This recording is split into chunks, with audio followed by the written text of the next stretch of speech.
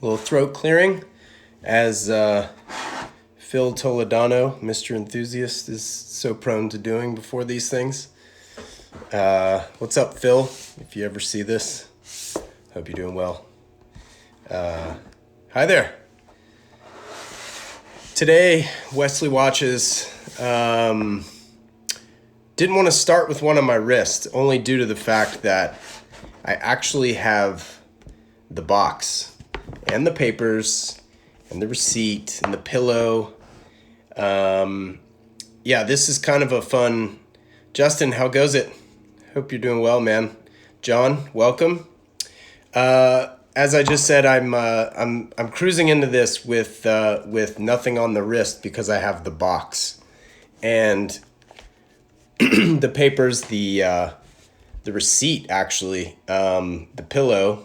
John, I think you may have seen this watch before. I'm not sure, but I am talking about Swiss Army today, and this watch in particular has a dead battery. Yeah, these were quartz movements, and I'll go into details on the timing and everything in here in a second.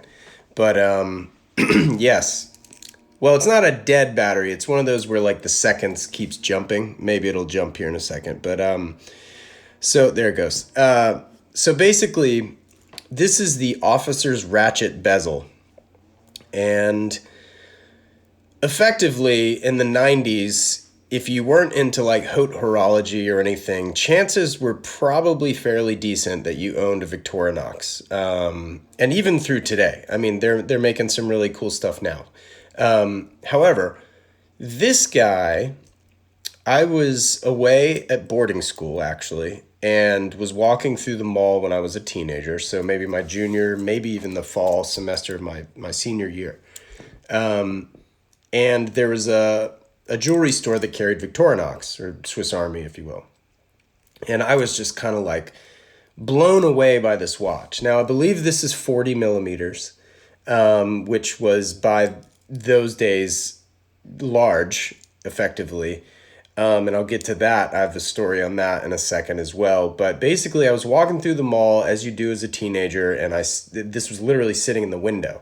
And I was just like, my God, like, that looks like a nice watch. And I think on wrist, it really is a nice watch. And funny enough, like when I wear this and at certain lights, the way the light catches the shield, I have been asked on multiple occasions from a distance if this is a Rolex, which again, going back to like 1998, 99, you know, where not everybody and their brother wore Rolexes everywhere. And yeah, it's just kind of funny how it would have that effect because no Rolex really looks like this. Maybe what is that? What's that one that's, it's got a red second hand in the bezel. I guess that would be the closest thing. John, maybe, Asheville or Biltmore Square. Oh God. You know what? The mall was, I think, the Asheville Mall. It was definitely Asheville Mall for sure. Hey, Kristen, how are you? That's John Brown, by the way. John Brown, Kristen. Yes, the Turnograph. The Turnograph is exactly the one I was talking about. So anyway, yeah, so I was just walking through the mall. I saw this. It looked really, really nice. And I was just like, it looks expensive. I wasn't sure if it were expensive or not. I want to say it was either $300 or $350. Actually, I have the receipt. I already said that. So the receipt, and this is the Proofmaster receipt where they test the case back and, you know, the pressure for depth and such. So that's kind of cool. But this was bought. It was $300. Sales tax, $18. And this was bought June of 1998. I guess I've left this out so far. This was my high school graduation gift from my dad's mom, my grandmother. And Rest in peace, Grandma. But it was a really special purchase. It was like this great, beautiful, nice watch that I really, really loved the look at through the window. I do distinctly remember trying this on two different occasions at the same store. And, you know, it's got a heck of a lot of detail in it, really. I mean, the shield's nice. It's an applied shield, so you Omega fans will kind of understand the distinctions of like the applied Omega symbol and those that are painted on the dial. This is applied. Arabic numerals that are all painted on, I guess, and you've got like the inside 24-hour track inside the hour markers there. I don't know why. I can never get this thing to really focus. Date at 3 o'clock.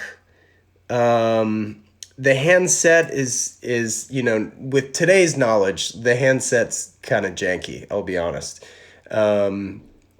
They do have little lume plots at the hours as well, like just next to, I mean, this is a pretty deep dish dial too. I mean, it's pretty set in pretty far.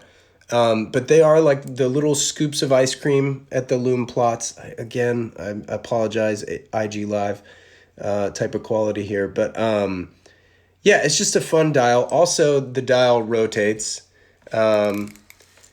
It's, you know, I guess a dive watch in that sense. But I will say the action on it is pretty good. I mean, there's a tiny little bit of play in there. I love the bracelet. The bracelet is sort of that oyster looking bracelet with, you know, polished center links. So you kind of get that vibe going on here. In addition to that, what else is cool with this piece? The clasp is actually, like, as cheap as it may feel, it always felt really solid on the wrist. So as this bracelet, deployant bracelet, I guess you could call it. It's great. It's great. I love this watch. And, you know, for $300, even now, $300 sounds kind of like, you know, Seiko pricing-esque, obviously. And that's kind of fun that it's kind of in that wheelhouse price-wise. But I just love this piece. I think the case shape is really nice. I will say you may see the color missing at the 60 here and the 30 there. I made the mistake in 2015. I got this out of the drawer and started wearing it again, like, religiously. And this is prior to my Tudor Black Bay that I featured 2 weeks ago. And so this is before any watch I possessed that was more than $1,000. And I would wear this routinely, of course, but I made the mistake of having a jewelry store, I know, shoot me now, a jewelry store in the mall put it through their ultrasonic cleaner.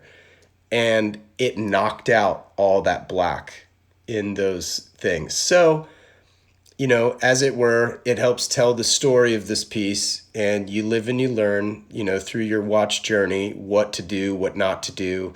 I don't know. I'm just not a fan of cleaning my watches in that sense. Maybe use a toothbrush or something with some, I don't know, acetone or something. But the problem is the acetone, I think, is what takes the color out of there. So if you want to strip color out of your watch, use acetone, which is also like nail polish remover. But yeah, so high school graduation gift, still kicking. What is it? 23 years old now, this June. And yeah, it's still a great watch. It's still solid. It's got a great weight to it. Again, I mentioned like the size. I was in college, and I jumped in an elevator actually in my dorm, and somebody, I remember remarking that it was a big watch, and it was just kind of funny at the time because, I mean, I guess it was large for the time, but at the time I didn't really think anything of it. But 40 millimeters, I guess, in 1998, 99 was, you know, obviously large. I guess a lot of the big watches then were still 36 millimeters as like a Datejust or what have you. So yeah, this was kind of on the larger side at 40. And people would remark on it in elevators and such. But yeah, Swiss Army, Victorinox, fun watch. Officer's Ratchet Bezel. And again, box, papers, receipt, handbook, removed links even. Yeah, it's all here. And this, the pillow. I was religious about keeping this thing on the pillow, so much so that if I ever sweat in it, this is kind of gross, sorry, but still have the pillow. Got a little rust on there or something. I don't know how that is like a rusty brown red, but funny. Bryant, how goes it, man? I'm talking Victorinox today, and the Officer's Ratchet Bezel, which was my high school graduation gift. So it's pretty fun. Box papers and everything right here, Bryant, in case you missed it. But yeah, just kind of wrapping up, unless anybody's got questions. Did anybody else get high school graduation gifts in the form of a watch? I think they're a great gift. And the other thing is with a high school graduation gift, $300 is a decent amount of money, you know, like for a high school kid.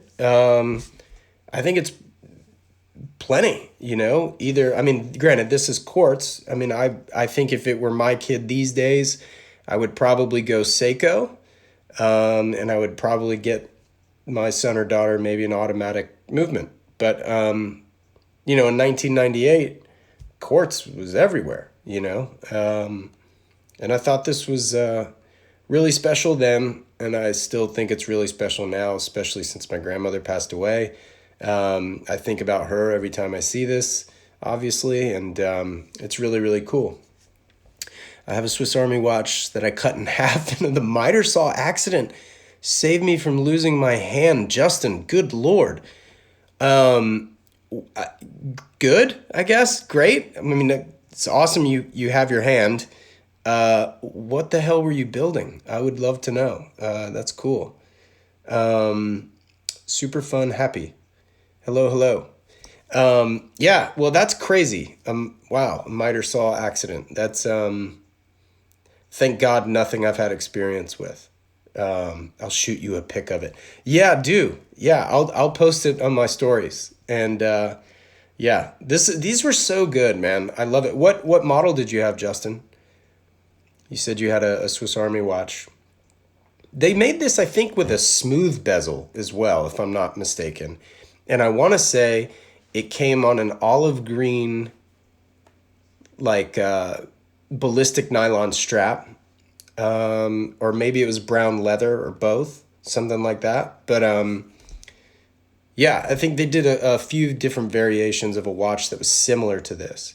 I will say this one was harder to find than those others with the smooth bezel. And in fact, I think the smooth bezel is still made today, or some variant of that watch, whereas this one is, I don't know that this one's still made. I really don't. But yeah, I love this piece.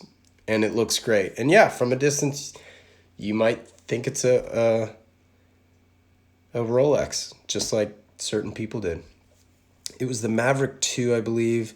I also, standard officer's watch in high school. Yeah. White dial, red bezel. Yep. John, you had the Renegade from 91 to 2002. I still have it. The lume's fallen out of the hands. Bought a replacement in about 2010. Nice. Yeah, I thank God this loom is held up. And in fact, you may even argue that it's turned a little creamy. It's certainly not that standard custard sort of yellow that a lot of the vintage Rolexes do. But then again, this isn't 40 years old yet. I have that watch here in my house. It was my dad's. Yeah, I mean, that's the great thing, right, about these watches is that, like, so many people had them. And a lot of them have been forgotten, I think. I think if and when I wear this, like, for sure somebody comments on it. And they're like, whoa, man, that's cool. It's a Swiss Army. Yeah, so I think there's probably, it's almost kind of like the Seiko community where, like, Seiko lovers will spot a Seiko and kind of, you know, it's like driving a Jeep, right? Like a Wrangler. Like if, you know, you chuck the deuce up for the other Jeep drivers. And I think, people that are rocking Seikos and people that are rocking Raj. How are you, buddy?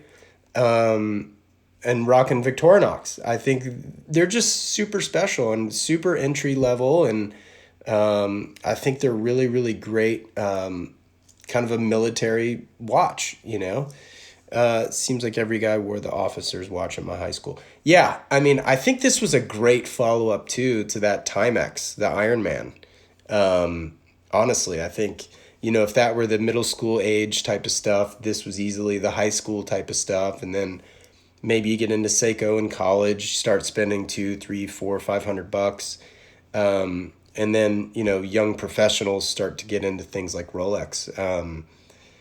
I think that's kind of the story and sort of the timeline for a lot of people who wear watches and love watches. I mean, these fit right into that timeline just fine, and still do. I mean, I think, what was it, John Mayer in the first Talking Watches said something that's like, it's like being a car collector and collecting Ferraris but loving the Ford Focus.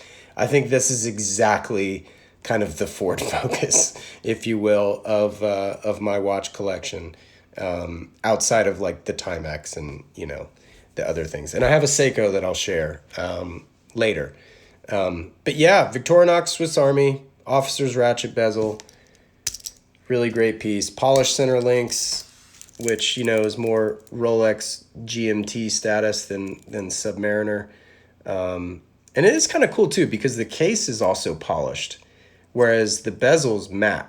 So you got kind of a brushed bezel with a polished case, and then like kind of the two-tone bracelet, if you will. But yeah, super fun. It's really cool. Love it. White dial, so great for summer. Okay, guys, that's it. I'm going to get out of here. I'm hungry. Gonna go make some brunch or something. Take care, guys. Hope you're having a good week.